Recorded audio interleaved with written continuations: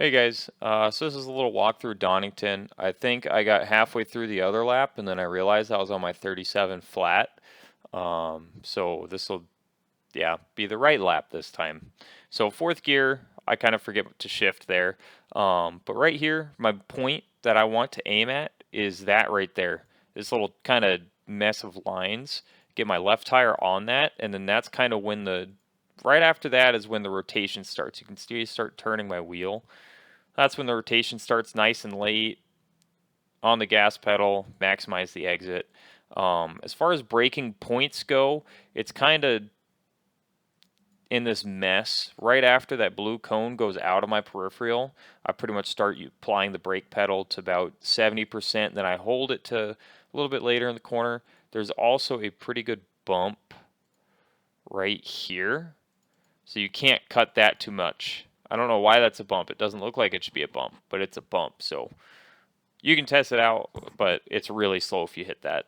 Maybe this setup just isn't it, so who knows. But the goal here, you want to be full throttle as soon as possible for the long run down to 2. Get out on those rumble strips, maximize your track exit. Running down these, pretty easy.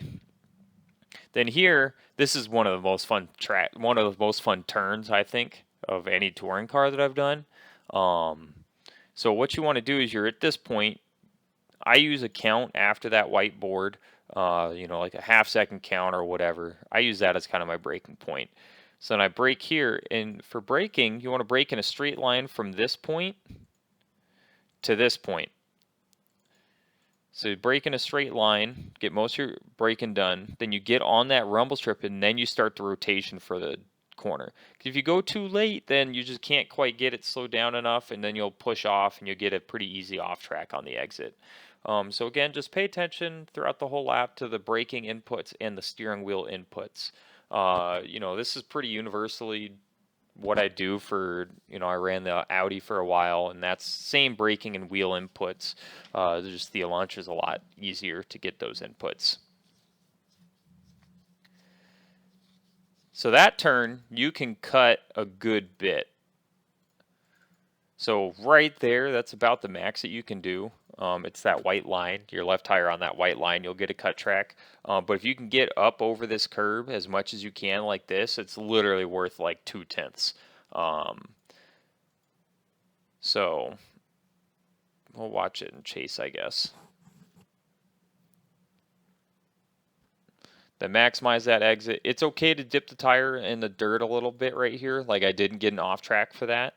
Let's see, this doesn't have the 4-wheel off track. I don't know why I didn't. Maybe because I have no idea. Whatever. That was not an off track. These turns, easy, flat out. I don't think you need to go all the way out there. It's worth a couple hundreds to keep it tight. You don't need to maximize it to make that turn work. So just stay a little tight. Cut over this a little bit. And then again, wait until, so watch when I wait to the brake pedal. If you have this wheel lock left when you start hitting the brake pedal, your rear end, here we'll go to chase, your rear end will kick out this way, and then you'll try and counter steer to the right, and then you'll just fishtail and you lose a lot of momentum. So here it's important to be patient. See, the second I get my wheel straight and started turn to the right, I get on the brake pedal. Whereas if you hit that brake pedal here, while you still have left wheel lock, your left end will go around and you'll find yourself out there and in a really bad spot. So here it's important to get that rotation and back on the gas pedal. And you can use a lot of that runoff. So here I could probably use a little bit more curb. I don't know. You can't. Whatever you end up doing. But breaking that straight line, get on that curb, get that rotation, and get that run out of the corner. Now, to the trickiest turn on the track is this awful little blind apex. Again, there is absolutely zero reference. Looking at the video now, I suppose you could use this camera tower or whatever that is on the left of the screen, because right when it goes behind the pillar, that's when I start braking. When I'm driving, I just kind of do it by feel. Make sure you're all the way on those rumble strips to the turn in, and then off the brake pedal as you go over this crest. Because if you hold the brake pedal here, your car it'll lock up and kind of over it. It just isn't very happy. And then immediately back to full throttle as soon as you can get it. And then it's important to preserve the front left tire wear around that turn, because if you boot the throttle too hard, you'll get that wheel spin and you'll just eat your front left alive pretty bad. So you can hear there's not too much wheel tire squeal going on there. Then this turn is pretty fun.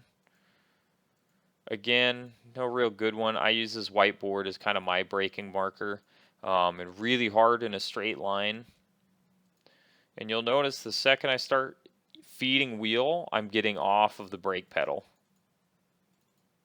Because if you have that much brake, if you have 70% brake and turning the wheel, it just over rotates really bad.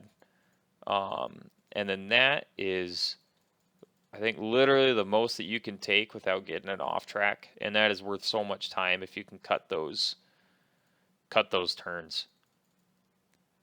I think the second that my front tires go over the white line, then my rear tires lose. So whatever it is, you should be full throttle before this apex.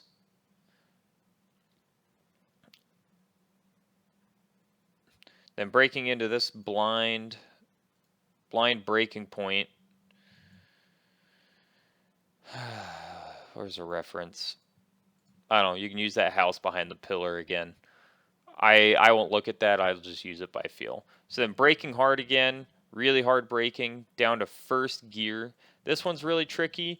It's a lot easier, a lot faster to be slow in, fast out on a consistent basis, opposed to trying to maximize your braking every single time. So if you're just trying to get some good consistent laps down, I would certainly recommend braking earlier and sooner to get down to that apex and get a good exit. But basically brake hard, full rotation, and then, really patient on the full throttle. Because if you go full throttle too early, then you go straight out of the corner. You go straight towards the edge. So we'll just watch this in half.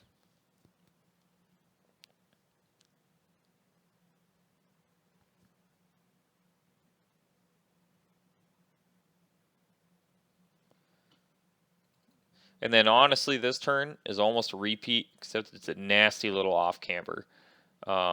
Again, no real brake markers. And this one is one of the few turns that I actually have any coasting period in, right in the middle, because that terrible off camber right here, if you have brake or gas in it, I just found it's really unhappy. Get as close. That's kind of a cool view. Get as close to that inside curb as you can. Patient on the throttle, then throttle hard out of the exit. And that's pretty much a lap at Donington Park.